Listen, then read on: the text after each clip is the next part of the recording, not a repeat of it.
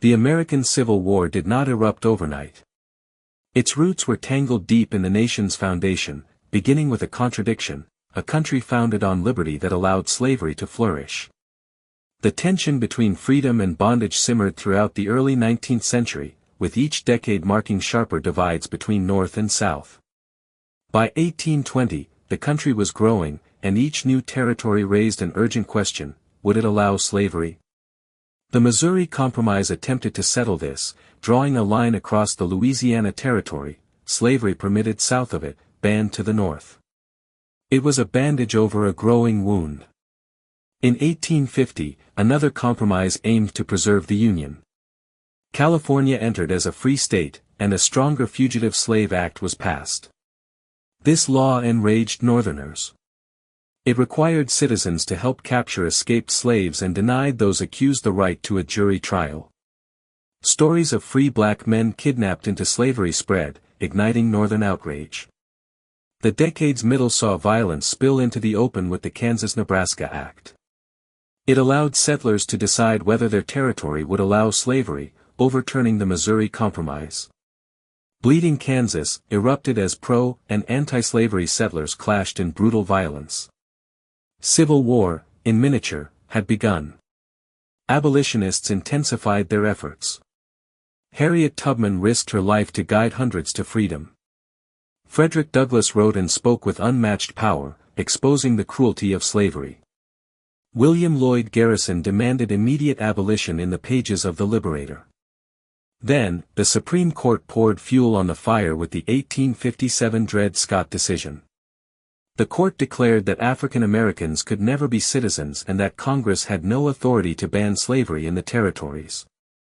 The ruling shocked the North and emboldened the South.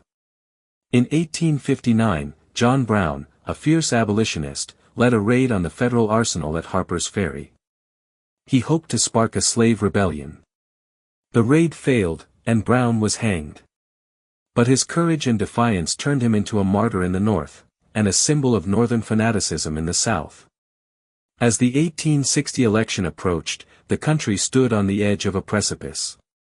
Chapter 2: The Election of 1860 and Secession. The election of 1860 was a turning point in American history. Abraham Lincoln, a relatively unknown lawyer from Illinois, ran as the Republican candidate. The Republican platform opposed the expansion of slavery into the territories but did not call for its immediate abolition.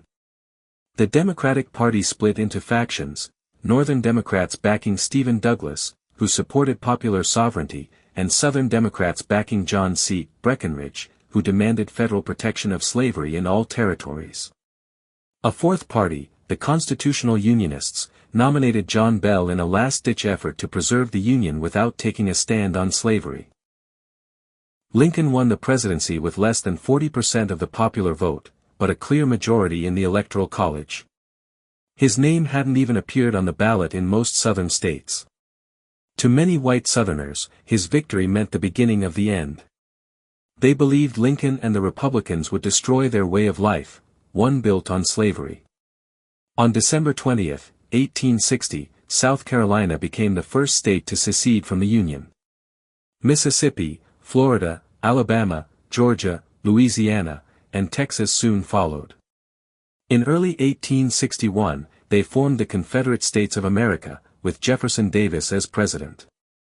They justified secession by invoking states' rights, but their declarations made clear that slavery was the core issue.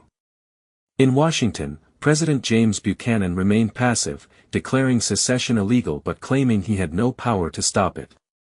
As Lincoln prepared to take office, the nation teetered on the edge of disintegration.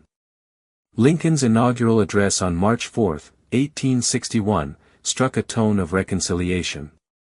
He vowed not to interfere with slavery where it already existed but made it clear that the Union was perpetual and secession illegal. He ended with a plea: "We are not enemies, but friends.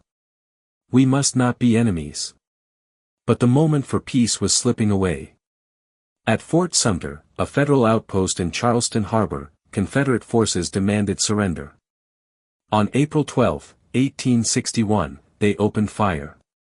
The fort fell after 34 hours. No one died in the bombardment, but the war had begun.